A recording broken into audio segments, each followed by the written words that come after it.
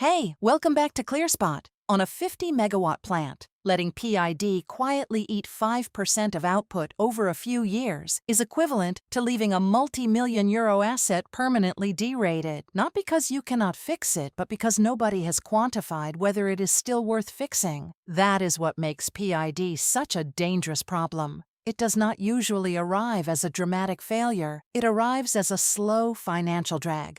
This is not a physics lecture about PID, but a business question about costs at year 10. At year 10, is PID reversal still cheaper than repowering, or are you just paying to polish a fundamentally tired asset? That is the decision that matters. PID shows up as a slow, progressive loss in module performance, often worse on specific strings or orientations.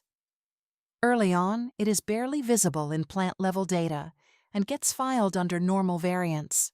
By the time its impact is obvious, it has usually been mislabeled as aging and priced into expectations. That is why many portfolios carry PID-heavy plants as if they were simply old when part of the lost energy is recoverable. Most owners have two bad choices: ignore PID and accept the loss, or consider reversal based on generic rules of thumb. Neither approach survives scrutiny at board level. You need numbers. Where exactly is PID present, how much energy it is shaving off, and what mitigation will cost on this specific plant. Without that level of precision, the decision becomes more opinion than investment logic. A PID forensics layer uses historical performance, IV curve shapes, thermal patterns, and string-level comparisons to isolate active PID. Instead of guessing, we get these strings, this orientation, this loss percentage, translated into megawatt hours and euros per year. Then you can run scenarios, mitigate the worst 20% of strings, and see annual yield recovered and payback timing. That is the difference between suspecting PID and actually managing it. For a 10-year-old plant, PID reversal is no longer a blanket yes or no, but a triage. Maybe the worst hit sections are worth saving.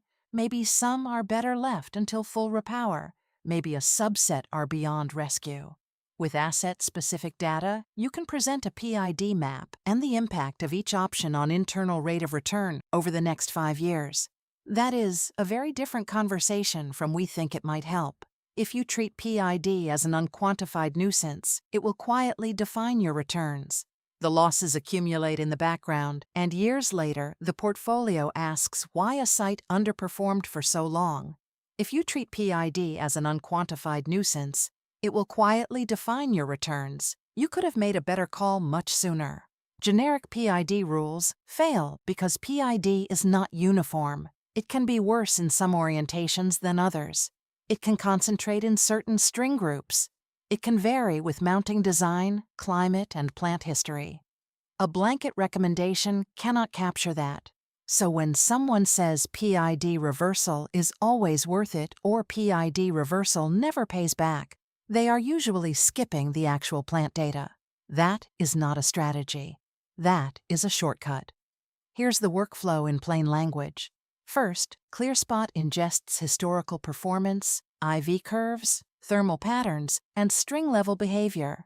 Second, the agent identifies where PID is active and how severe it is. Third, it translates that into MWH and euro impact by section, string, or orientation.